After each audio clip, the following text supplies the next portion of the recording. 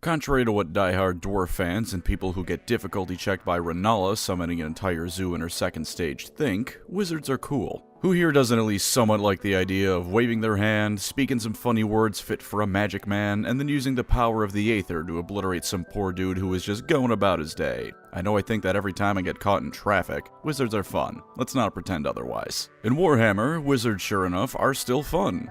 With a caveat. Wizards are fun to watch do their thing because, again, slinging fireballs is awesome. But unlike almost any other setting, no one actually wants to be a wizard in Warhammer. No one likes you, for starters. That by itself isn't too uncommon across settings, like The Witcher, but in Warhammer, people really don't like you. You're getting burned at the stake if enough people catch wind of what you are. To top that off, your wizard powers come from hell. Every time you cast a spell, you're rolling the dice on if Satan takes notice and decides to mess with you. In Warhammer Fantasy, there are a few ways to counter this. Training at the colleges of magic, focusing on a single wind of magic to harness them as best you can. But in 40k, well, there are ways to counteract psyker dangers as well. The problem is, the most common of them comes from the barrel of a gun. Welcome to the life of being a space wizard, fellas. It only gets worse from here. But before we begin, are you listening to this video on the go? If so, I have the perfect thing for you, because this message is sponsored by Raycon. Raycon's bone conduction headphones use off-ear audio. What this means is they don't just play sound, they send the vibrations directly through your bones. You get crystal clear quality, but you can still hear the world around you. If you're doing chores and need to listen for the door, going for a run, or anything else where you need to hear the world around you, they're perfect for the occasion. And with a 13-hour battery life, being waterproof and dustproof, rest easy knowing they're built to last. And of course, while the quality is as great as you'd expect, the price is half the cost of rival brands. Your ears are happy, and your wallet is even happier.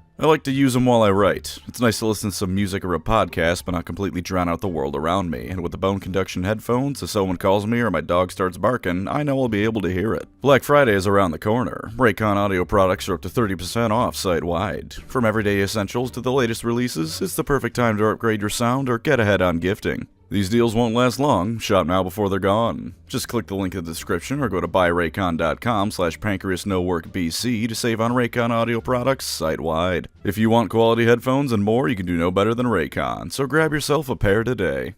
Now then, go Gadget Wizard Head Explosion. Psykers have been in 40k from the beginning, from both its inception as a game and in the in-universe narrative.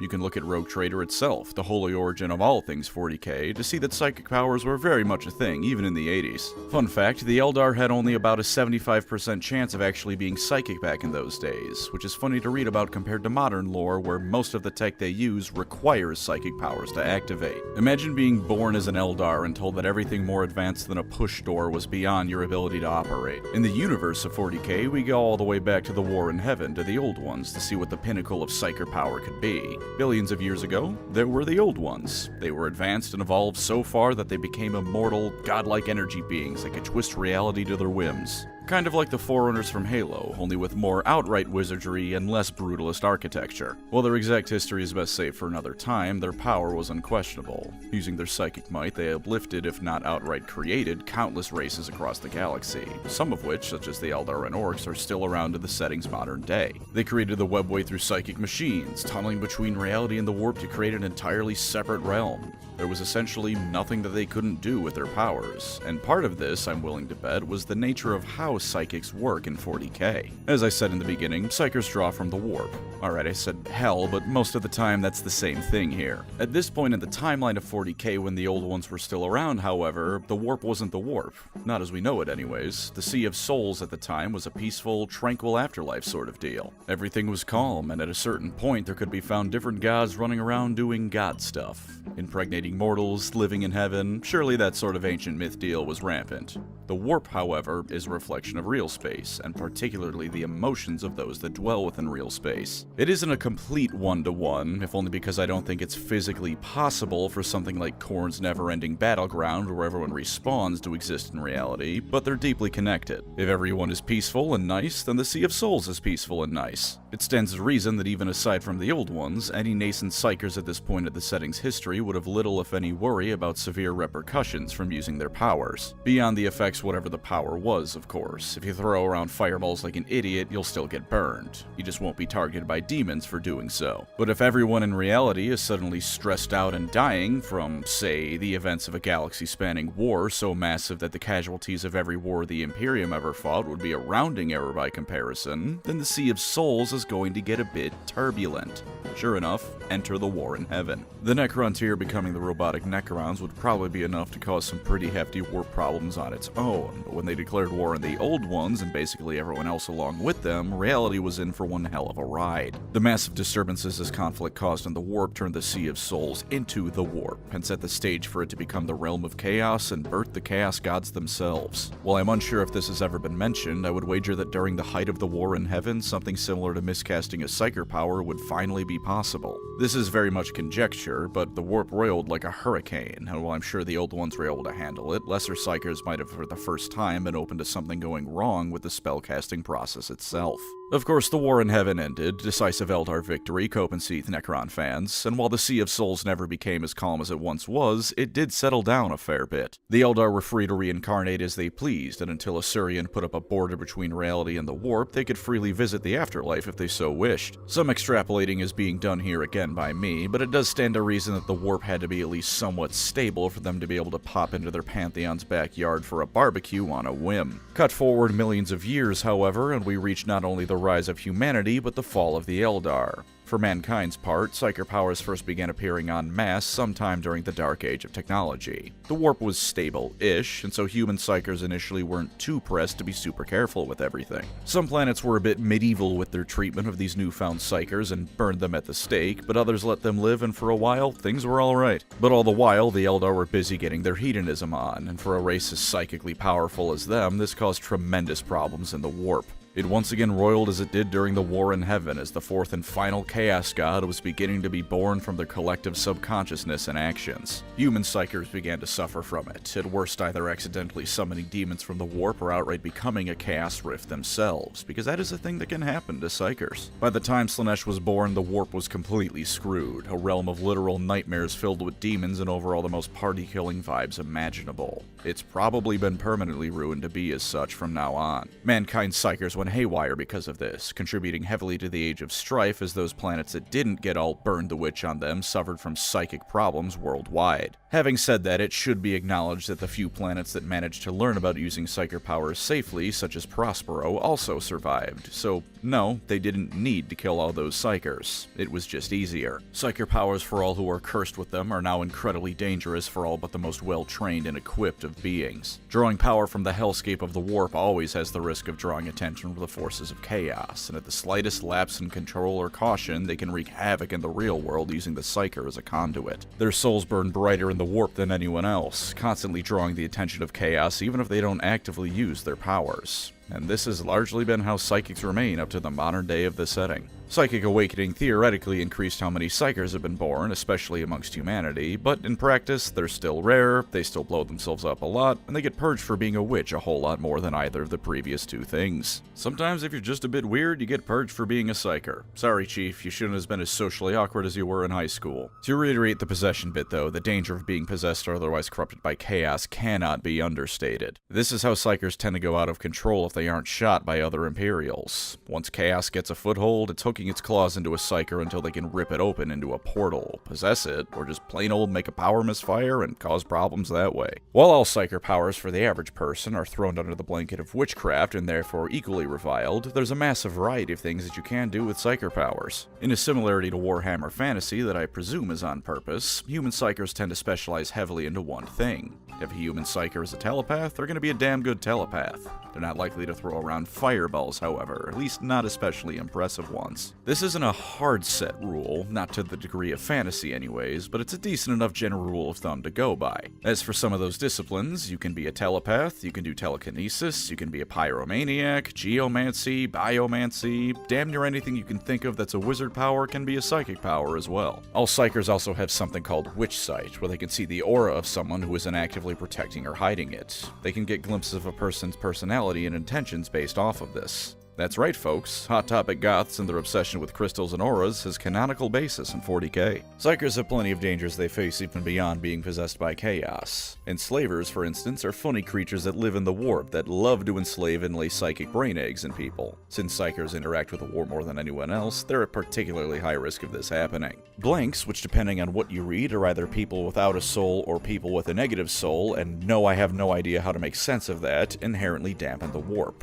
Normal people feel uneasy around them and dislike them even without a reason to. Psykers tend to have seizures whenever they come near, and their powers don't affect the blank and potentially might not be causable at all if there's a blank nearby. Necrons at their pylons can also dampen psychic powers entirely. If they were strong enough to start closing the Eye of Terror, you can bet your ass some random human wizard doesn't have a chance of overpowering the effects of those things. But for all the suffering and prejudice they must face, they get to be space wizards. Throw lightning at the people trying to hang you for witchcraft if you gotta. Chances are the Inquisition will hunt you down, and if not, then chaos will almost certainly get you eventually, but until then, it might be a pretty sweet gig.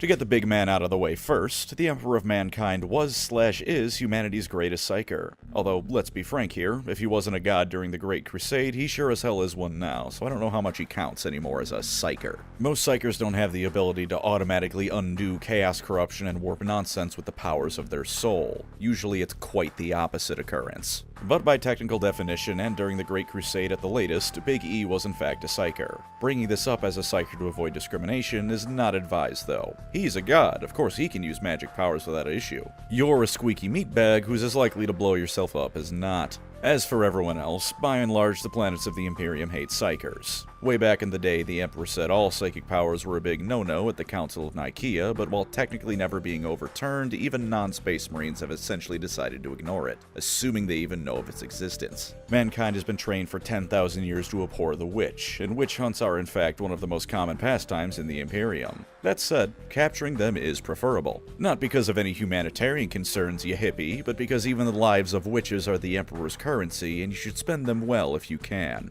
Across the planets of the Imperium, a fleet known as the Black Ships roam the galaxy, and every few decades or even centuries will visit a given planet for one simple purpose: grab all the psykers that planet has captured, but not executed. This is one of two, technically three purposes of the Adeptus Astra Telepathica, playing a never-ending game of hide-and-seek with psykers before they can either be executed or get themselves killed. Depending on the lore you read, the Black Ships have either always been crewed by Sisters of Silence, who as blanks are essentially immune to psykers, or for a while Sisters of Battle and Inquisitorial Stormtroopers, who are so loyal and/or faithful that any psykers trying to cause problems on the Black Ships will be promptly dealt with. Once you're on the Black Ships, it's deeply unpleasant for you as a psyker. The Imperium thinks you're garbage, so you're treated as garbage. The cells on these ships are warded in all sorts of anti-warp measures, which no doubt causes great discomfort for the psyker, and at the slightest signs of a problem, you're getting blammed. This is one of the largest fleets in the galaxy, dwarfing even the Mechanicus forces as well as entire gene lines worth of Space Marines. It has to be. The Emperor needs his psykers, and while more and more human psykers are born every year, they're still a vast rarity amongst the Imperial populace. No one knows exactly how many of these ships there are, and if you want to get on one, you need to be a damn important person to be potentially interfering with their duty. From here, two further fates await you, assuming again you aren't killed or die on board.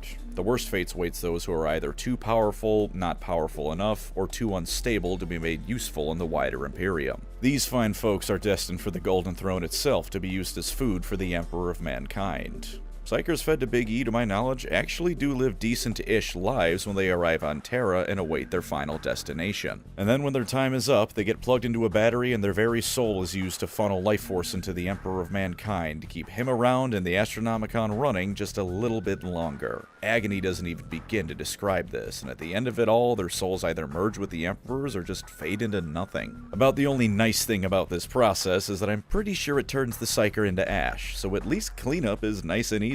For those the Black Ships think can be used outside of afternoon snacks, however, they get the chance to become sanctioned psykers. The Adeptus Astra Telepathica's second branch, the Scholastia Psychana, is, as you can guess from the name, dedicated to training psykers how to use their powers in a somewhat safe way. To be clear to you though, until you graduate from wizard school, the possibility of you getting shipped off to become Emperor Chow is ever present. The training is grueling, involving looking into the warp, teaching how to defend your mind from mental predations, and all in all, it's Navy SEALs training, but for wizards, and is as brutal as that sounds. Anyone who makes it out of this tends to be mentally scarred, and the entire process is kept fairly secretive to outsiders. Graduates will tend to be on good terms with at least each other, since they went through the same trials, but the training that is almost entirely unique to them further isolates them from mankind as a whole. Sanctioned battle psykers aren't the only thing to come out of the Psychana. Astropaths are the most common product of wizard school, what with them being the only way the Imperium can reliably communicate from world to world without resorting to sending ships on actual courier runs. For the somewhat abridged version, astropaths are how the Imperium communicates with itself.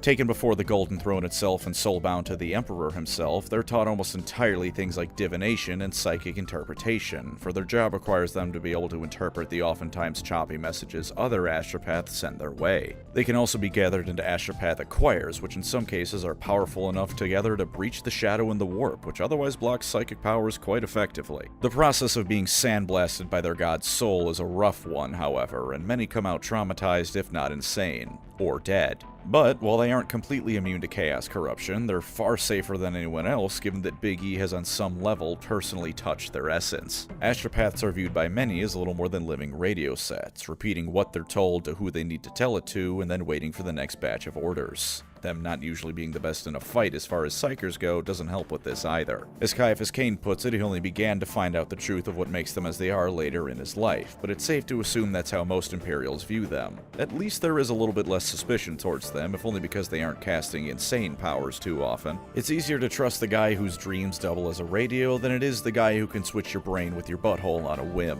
Since they communicate with each other by sending psychic messages that amount to directed dreams being beamed into another astropath's brain, communication is often spotty and reliant on interpretation. But it's better than no FTL communication, so until someone invents the 40k version of the HPG network, it came to me in a dream is canonically how every 40k character is sending messages across the galaxy. Those who become normal sanctioned psykers are the kinds of folk you see in things like Dawn of War. For all that the Imperium hates the witch, everyone knows that on some level being able to fling magical fireballs at your enemy is both badass and tactically helpful. Frequently you will find these people in the service of an inquisitor as part of their retinue, and on extremely rare occasions, a graduate psyker of the Psychana might even get to become an inquisitor themselves. With the vast amount of disciplines and powers available to a psyker, it's no wonder that an inquisitor would find use for these folk. Gregor Eisenhorn himself is a psyker, and Amberly Vale has one named Raquel as part of her crew. If you forget what her powers actually were in the Caiaphas Cain books, I don't blame you, because I can't remember either, since Cain spends 1 part talking about her to 10 part talking about how fat her tits are every time she shows up.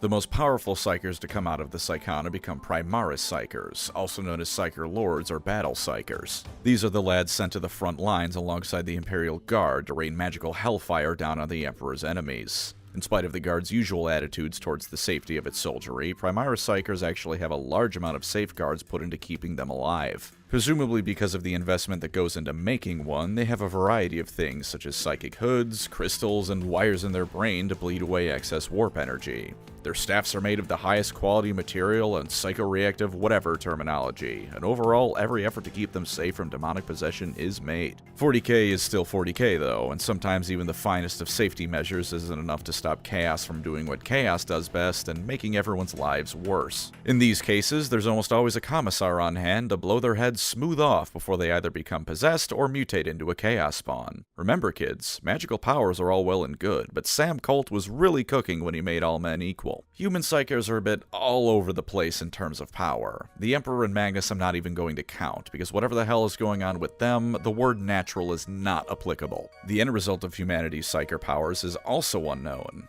The Emperor said that humanity could one day rival or even surpass the psychic might of the Eldar. This line of thought makes me want to vomit, because of course the Space Elves are said to not even be the endgame of wizardry, but perhaps in Dragon Ball Z power level turns, the Emperor is right. Pound for pound, human psykers might one day be able to overpower Eldar equivalents. The Eldar were either created or uplifted to be the ultimate psychic weapon against the Necrons, however. They were purpose-built to be wizards, and their control, as such, is unmatched. Their chief god Asurian may have even spread some of his power across the entire Eldar race shortly before Slaanesh ate him, making them even better at it. Human Psykers, meanwhile, even the most well-trained of Primaris Psykers and Space Marine librarians, are throwing fireballs around like morons and diving headfirst into the warp with every power cast. One day, humanity might have been able to equal the Eldar, but their control would never be as good, and between the warp being the shithole it is and mankind by and large killing Psykers before anything else, it's almost certain that outcome is gone for good. Thankfully, however, the Imperium did at one point have one of its few bureaucratic wins and created a handy way of classifying Psyker levels of power. We'll start from the low end and work our way up, although the scale does go into negatives for blanks and whatnot, which we will ignore for the time being.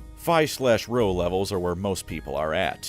This is your average person, neither psychic or psychically dull. There's nothing that lets them cast powers, but they also require some kind of outside interference to be possessed. Demons can't just slip into normal people's brains. There needs to be something like a cursed artifact or a warp rift nearby for that to happen. Going up to the next rough level, we have Kappa/Lambda/Mu/Nu/Z/Omicron. This is where someone is in fact a psyker, but not one really worth classifying as such. Have you ever met someone absurdly lucky? They could call a coin toss every single time, always got that double six out of jail in Monopoly, always rolled well in tabletop games. Those are the kinds of psyker powers that people at this level exhibit. It's not truly using their powers for anything but parlor tricks at the most, and usually occurrences at this level are subconscious. As part of their job to find witches, Inquisitors will in theory look out for people at this level, and since they are psykers, the things that make them stand out can get them burned at the stake for being witches. But for the most part, they'll often go unnoticed, and if they are noticed, they aren't nearly powerful enough to be made sanctioned psykers and are instead sent immediately to the Golden Throne. As long as you don't go around advertising your fortune-telling service that's suspiciously accurate, however, this level of psyker is likely to go unnoticed as one for their entire lives, save a chance encounter with a blank or something like that. Moving up to Eta, Theta, and Iota levels is where we get true psykers. Though not particularly powerful, they can learn and hone their powers to become able to practice the various psychic disciplines that exist in the setting.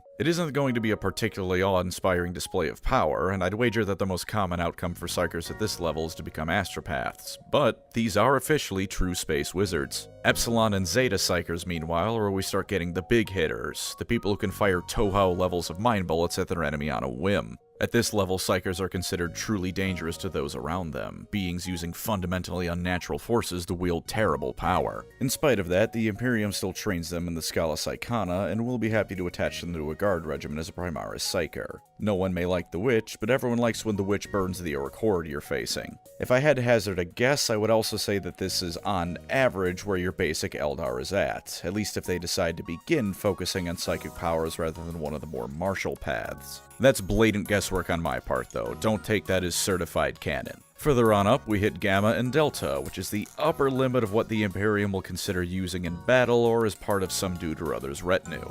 Very few things are out of their reach, and they are capable of unmaking entire zip codes if they truly let loose. A hurricane of hellfire is something you should expect, and while everyone is careful around them, the Imperium knows that these lads are exceptionally good at dealing with enemies. Their power cannot be understated, because while the following levels are where we hit truly absurd amounts of power, a Gamma or Delta grade Psyker can still crush a Leman Russ like a soda can if they're so inclined. Once we hit Beta and Alpha Psykers, however, the Imperium can no longer stomach using them as they do weaker ones. The stronger you are as a Psyker, the more vulnerable you are to chaos corruption or good old-fashioned insanity. The whispers and the warp that all Psykers face are going to be exceptionally loud at this point, and while a rare few at this level can control it, the vast majority of human Alpha and Beta Psykers are utterly insane. Largely, they're sent to the Golden Throne, although a very small few, are selected to partake in the training for the Grey Knights to see if they can't become one of the Emperor's finest weapons instead. And from here, we hit the realm of utter nonsense. Alpha Plus, and if you really want to get granular with it, you can go to Beta Plus all the way to Omega Plus. While those following classifications do have technical terminology and degrees of power, Alpha Plus essentially means that you're so psychically powerful that you've broken the scale. Making any kind of accurate measurement of these levels of power is impossible and largely just thought experiments, because this is where you find figures like Eldrad, Magnus the Red, and the Emperor of Mankind prior to his entombment.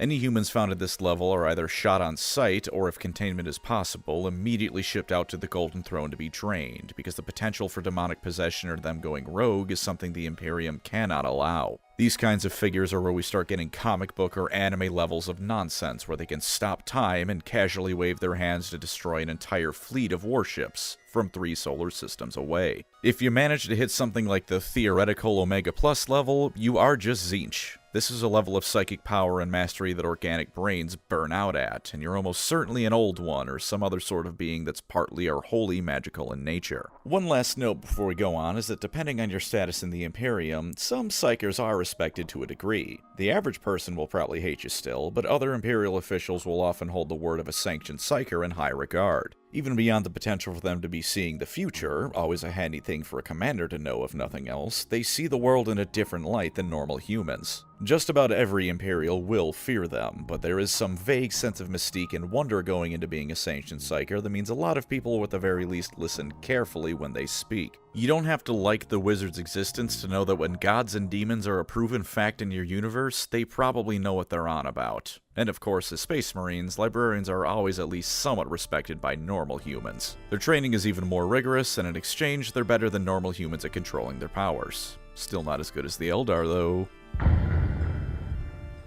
This section will be a bit shorter than you might think, largely because the broad strokes of Imperial Psykers can be said for Chaos Psykers as well. Sometimes, Psykers go mad. Driven to insanity by the whispers of chaos or outright demonic influence in their lives, sometimes they become rogue Psykers. Not all serve chaos, of course. A rogue psyker is just a psyker that isn't submitting to Imperial training and the collar on their neck that this entails. But since psykers draw from the warp, rogue psykers frequently result in demonic intrusions into real space, and many will also begin serving chaos or a specific chaos god. Chaos Psykers, especially those with the backing of Tzeentch like a Thousand Sun Sorcerer, can access greater levels of power on average than anyone else. Even more so than the Eldar, because these ones are being inundated with warp energy and embracing it like no others do. Alpha Plus Psykers and whatnot can show up among any psychic race without specific intervention from Chaos, but if you take 2 Gamma level Psykers and let one of them go nuts with Tzeentch worship, they'll be the stronger of the 2 most likely. They can theoretically, and that is a load-bearing theoretically, also be safer in some ways than non-Chaos Psykers. Inundated in the warp as they are, it's kind of like how you can make yourself inoculated to poison by microdosing it. Like the story of that one guy who tried to kill himself via poison to avoid the Romans, only to fail because he spent his entire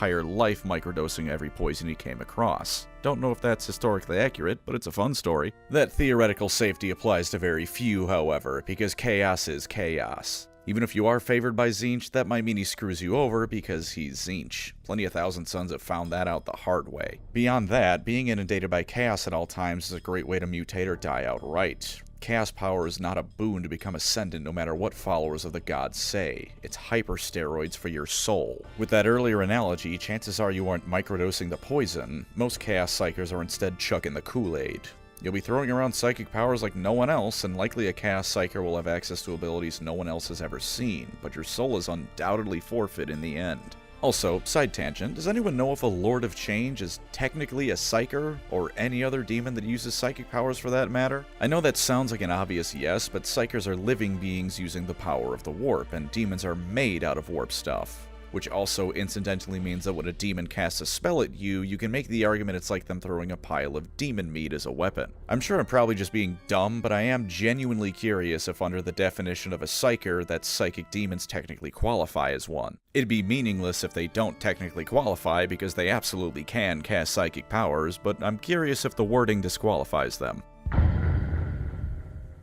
As I've already said, the Eldar are an entirely psychic race. All of them can communicate with things like telepathy if they so choose, and while not all of them practice truly powerful disciplines, all of them have the potential to become greater than all but humanity's most plot armor-covered psykers. I am looking at you, Chief Librarian Tigurius. The reason they don't go all out with psyker powers is the same reason they wear soul stones and everything in Craftworld society is the way it is. Slaanesh. Because of their ancestors' folly, if they tap a bit too deeply into the warp, Slaanesh may take notice and decide to snatch them out of reality and eat them, and if they're lucky, they get eaten through her mouth. The average craft worlder could go nuts with psyker powers and eliminate whatever is in front of them. It's just that it's a one-way ticket to damnation if they do. Consequently, Azerman setting up the path system resulted in the Path of the Seer, training the Eldar to carefully use psychic powers and draw exactly as deeply from the warp as they need and no further. Eldar psykers come in a myriad of different forms depending on what they focus on and their prior history. For example, a warlock isn't just a particular job that an Eldar in the Path of the Seer may decide they like.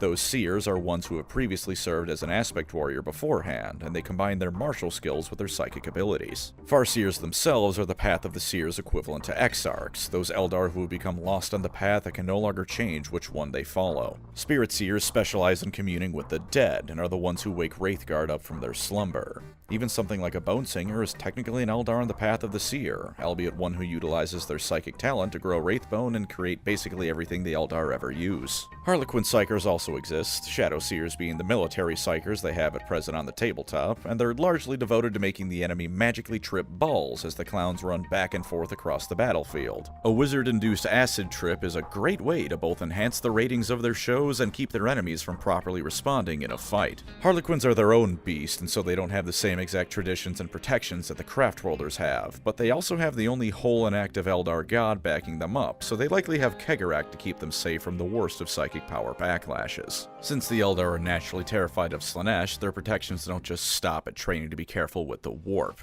Eldar ghost helms worn by Farseers are the least of some of the best methods of defending against warp mishaps, to the point that when the psychic phase was still a thing, a Farseer was basically never going to suffer from a psychic miscast because of them. Basically never, to reiterate before someone with extremely shitty luck crawls up my ass about the time their Farseer exploded into meat during a match. Eldar Seers also adorn themselves with magical runes that act as power limiters. If an Eldar nears the limit of what they can safely draw, the runes will burn out and prevent them from going any further. These can be overridden, and an Eldar who does such a thing will likely be causing the kind of psychic storm that turns an entire planet into a lifeless husk, but their souls are almost immediately sucked up by She Who Thirsts when they do this. Fun fact, when I was typing that line out, She Who Thirsts autocorrected to She Who Thrusts, which I'm sure is also an accurate name for Slaanesh. The Eldar will also rarely, if ever, focus on the more destructive kinds of psychic powers. They absolutely can, of course. Anyone who's played them in Dawn of War knows that the Eldar have a few psychic powers that can cause a whole lot of damage to enemy units. But at risk of repeating myself too much, the more you draw from the warp, the more you may draw the attention of Chaos and Slaanesh in particular, and massive lightning storms are bright in both the material and immaterial worlds. So they limit themselves even further. Most of the powers they use are things like divination or low-key telekinesis. That first one indeed is the realm of Farseers, who can see the future with unparalleled accuracy short of someone like Kairos Fateweaver or Orikan the Diviner, who is technically cheating by just traveling back in time and telling you what he saw in the future. A quick look at the Farseers datasheet shows that while they do have Eldritch Storm, their other powers are far more subtle, letting a single roll count as a 6, or giving +1 to hit on the unit they lead's attack rolls. Unfortunately, in spite of all they have going for them, when Eldar Seers show up, they tend to be jokes compared to what codices tell us about them. I have 3 explanations for this, for both tabletop, lore, and out-of-universe. The tabletop explanation is that GW removes stacking modifiers. Prior to this, Eldar Psykers are every bit as powerful as codices made them out to be, because you would be informed when shooting at a given Eldar unit that the Eldar player had cast the same spell on it 5 times, and now you suffered from a -50 to hit them. Understandably infuriating to deal with, but removing that does take away from their mechanical power. In lore, as I said, the Eldar do not focus too much on the more destructive aspects of their powers. This extends well past them just being psykers. The Eldar have a whole bevy of super weapons like the Fireheart they could use to obliterate their enemies with ease. If they use them, however, they're at risk of falling back into the same slide into hedonism that birthed Slaanesh, so they refuse to if there's even the slightest chance of another possibility working out. This is why they not only don't focus on one extremely damaging big spell, but tend to spread out their repertoire of psychic powers, avoiding becoming too focused on one thing too much and potentially becoming obsessed. This does to some extent fly in the face of the path system, which isn't perfection because them being created their given path is just a natural result of doing the same thing for 100 years. Psykers, but with warp nonsense and the risk of drawing too deeply from it existing, it does make sense a bit for this situation. No one's gonna become obsessed with being the perfect dishwasher, but some people might become obsessed with potentially being able to snap planets out of existence if they train hard enough. The meta reason for this is that they are the Eldar. When an Eldar fights a human character, chances are the human is the protagonist of the story, and so the Eldar being the space elves and the greatest Psykers naturally means nothing in the face of whichever Space Marine librarian is in the spotlight this time. That and unoriginal writing is also how we get the classic Farseer plotline of I predicted the future, but the future had changed, and then we're expected to act shocked at the reveal. If you would like my own personal brand of coping about it, the reason we see Eldar Seers so frequently fail in stories and look like idiots is a simple one. When an Eldar Seer is successful, no one knows about it. The event they foresaw and took efforts to prevent simply didn't happen. They put the rock in the right place, the right person tripped, and then 500 years later what would have been a massive bloodbath for not only the Eldar but countless others simply didn't happen. The end result of a successful Farseer is silence, but if that sounds boring to you, consider that it's a silence that's born from the fact that an entire civilization never gets the chance to be born and threaten the craft worlds. In the same way the Tyranids always lose because no one is left to see their victories, you always see Eldar Seers defeated because they're either holding themselves back, or their victory can only be proved by an event that they themselves kept from occurring. For some smaller fun facts, the Eldar seem to be immune from getting grabbed by Slaanesh if they happen to be in an area of the warp controlled by another Chaos God. The Eldar Psykers that projected into Nurgle's garden to save Isha were able to fight within it for days, which normally when an Eldar enters the warp, they have moments before they're gone. Of course, that does mean they're instead in someone like Nurgle or Tzeentch's backyard, which is horrid on its own, but it is a neat occurrence, if not one that they can really take advantage of. And a somewhat unfun fact is that Eldar Farseers lost on the path of the Seer eventually crystallize. This isn't the only fate of a Seer. Spirit Seers eventually lose the ability to come out of the Infinity Circuit and their bodies turn into a husk, but Farseers, if not slain, eventually become Crystal Seers. Their minds and psychic power are added to the Infinity Circuit, their bodies housed in something called the Dome of Crystal Seers on a craft world. It's supposedly an inescapable fate, though given how closely emotions influence not just the Eldar's powers but their very biology, it can theoretically be pushed back if the Eldar is motivated enough by a given cause. Eldrad, for instance, while he has started in recent years to slowly begin crystallizing, still is out and about doing Eldrad things across the galaxy. The Dark Eldar, as an aside, don't have Psykers. The closest thing would be the Homunculi, who can bring back dead Deldar, which is obviously related to the Warp, and the Mandrakes, who are their own weird thing with their own subdimension, but I presume it's at least part psychic. However they drain their souls would seem to be a psychic power, because that's how they keep themselves young and their souls safe and topped up from Slaanesh's corruption, but apparently this doesn't count as a psyker power. Presumably I'm missing something that makes this click, because eating someone's soul really sounds like wizardry. Talking about Orc Psykers is a pain, I will not lie, because everyone tends to have very strong opinions on how they actually work, and even beyond that, it is a rather confusing thing. So even more than most things I talk about, imagine in your mind a big sign that says allegedly hanging over everything about to come out of my mouth. Sound good? At the end of the day, I think this is the orcist way of doing it regardless, because if the biggest orc says something is a certain way, then that's just how it is for the rest of the boys, even if they're full of shit. All orcs have some kind of psychic field around them. Whatever this field is, their Wa energy field, or whatever name you can come up with for it, it lets them do stuff that just shouldn't work. As I said, the extent of this varies, especially depending on who you ask. On one extreme, there's people saying things like if you get enough orcs to believe that orcs are immune to lava, then they will become immune to lava because they believe it and therefore it becomes true. This extent isn't likely the case. On the other end of the scale, you have people that go, actually, the most it can ever do is make a gun with a 30-round magazine shoot 31 rounds or something like that, which I also reject because that's boring. Have some imagination, dork, the orcs have it. At the very least, it does things like letting vehicles painted red go faster, because the orcs believe red is fast, and so it makes things faster. This field can be supercharged if enough orcs are around and become a physical power source among other things, such as during the War of the Beast. It's highly unstable and prone to exploding, much like the orcs themselves, but when you're a race of beings that love when things just randomly blow up, this isn't a downside. Weird boys, meanwhile, are those orcs that are particularly psychic. They can channel psychic energy through themselves and cast various spells with it, most commonly spells that cause things to explode. Now the problem here, right, is that I don't know if these are technically psykers. Do they draw from the Wa energy field as opposed to the warp? Supposedly, but weird boys at least previously were subject to the perils of the warp special rule. This could simply be because GW didn't want to invent an entirely separate rule solely for orc psykers, but at the same time tabletop and lore inform each other, at least in theory. Sisters of Silence and the various blanks also don't typically cause orc tech to stop working. If they did, then Caiaphas Cain would have loved fighting orcs because Jurgen's presence would turn all their vehicles and weapons into slag. And for that matter, in one story, Cain and Jurgen drove an orc buggy for a while and it was perfectly usable. Uncomfortable as all hell, but if we assume all orc tech works at least partially because of their gestalt field and it was psyker related, then Jurgen's field wouldn't have let the engines start. But if it is truly separate, then how come orcs still have abilities with a psychic keyword and units like the Sisters of Silence have advantages against them?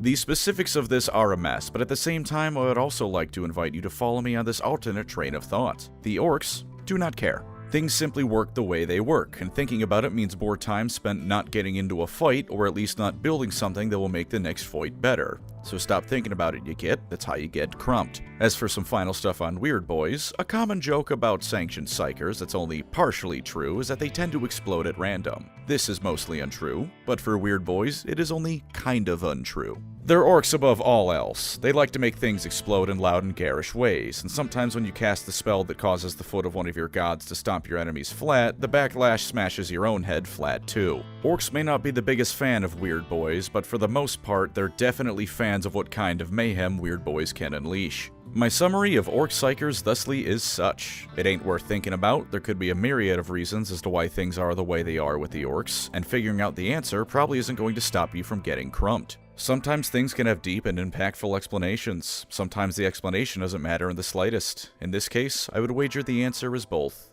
Now pick up your chopper and get swinging. The galaxy at large, of course, has had plenty of other psychic races that can exist. Ogrins, for instance, for the longest time were considered unable to be psykers on account of being too stupid. I highly contest that as ever being valid even in older lore, because you look at an orc and tell me with a straight face that someone can be too stupid to be some kind of wizard. But then an Ogrin named Cassia proved everyone wrong on all accounts, for she was not only a psyker, but able to read and write at least a 5th grade level. The Leagues of Votann are mostly similar to the Tau, but artificially, meanwhile, having intentionally dimmed souls to make them harder to spot by demons and the like. They do have Grimnir though, specially bred clone skins that allow them to access the warp in a safe and controlled manner. Since accessing a Votann requires a bit of psychic know-how, these guys exist to do it, as well as other psyker stuff. And I hate them, but not because of any fault of their lore, it's their name. Grimnir is the dwarf god of war from fantasy, and his chief followers are dwarfs undergoing a religiously mandated suicide quest to die in glorious battle and earn redemption.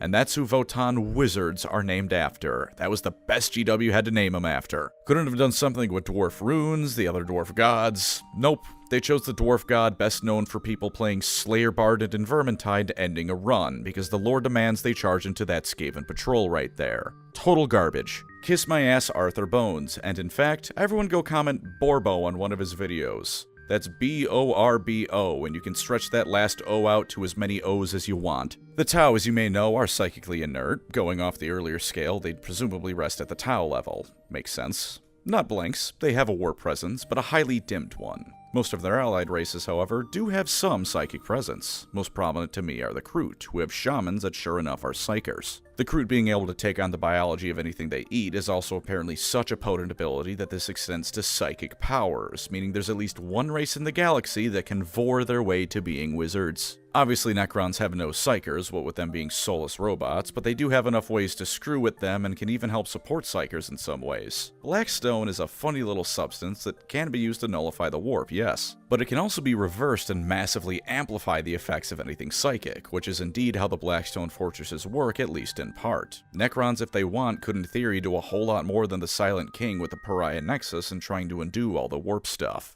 If they want, they could adorn some psyker in Blackstone, promise them it makes their powers safer, and then when that poor bastard is sent home and next tries to cast a power, they instantly miscast and open a portal to the warp. It'd be like if you were trying to get some water from your sink, but the tap was secretly tampered with to come out with the force of a fire hose. And we can end on the Tyranids, because much like the Orcs, they too are a bit of a mess. Albeit in this case, I'd say slightly less so. The Tyranid hive mind as a whole is arguably something on the level of a Chaos God or the Emperor. It's a vast intelligence, spread out across an entire species, true, but something clearly on the level of the bigger hitters. When the hive mind can specialize Tyranids to be able to shut down the warp and even warp storms more effectively, you know it's something powerful. And to an extent, some amount of psychic activity is spread throughout the entirety of the Tyranids. The hive mind acts through synapse creatures, which allow lesser Tyranid bioforms to act in unison. If a lesser Tyranid is cut off from a synapse creature, they become little more than feral animals. Insanely dangerous animals, true, but still just animals.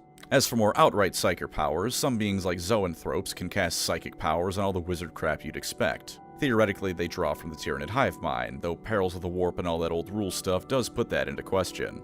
It's an easier question to answer than it was with the Orcs, however. At least, I think so. The hive mind is spread out across the Tyranids, so it could be that trying to access all its power isn't possible for a single organism, so it just can't. It could also be that there's inefficiencies in each Tyranid synapse creature that means it can't use whatever powers it may perfectly, and there's always a risk of something going wrong, like with lesser psykers. Or it's just that the hive mind itself is drawing from the warp, and lesser creatures in turn drawing from it is still ultimately coming from the warp, so some levels of shenanigans are to be expected no matter what. And there are beyond them a variety of other random psychic creatures, like the Psyknoin, or whatever those things are called. They're giant wasps that are highly venomous, aggressive, and if you're a psyker, they'll lay nests in you.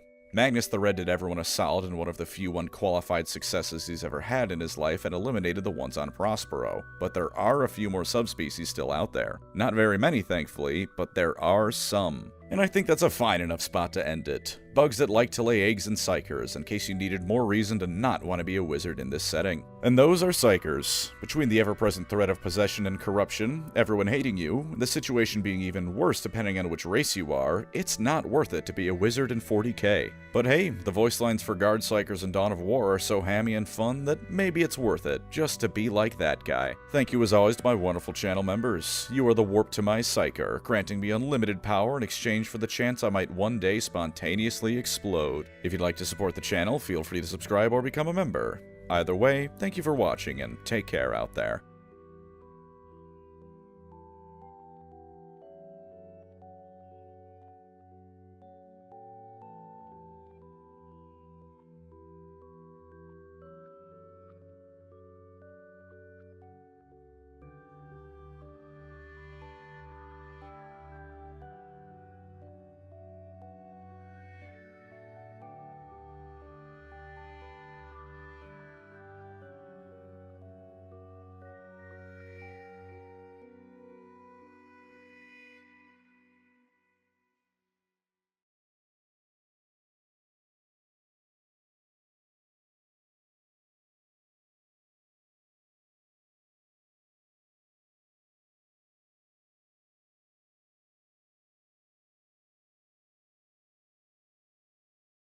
Psyker, I hardly know her.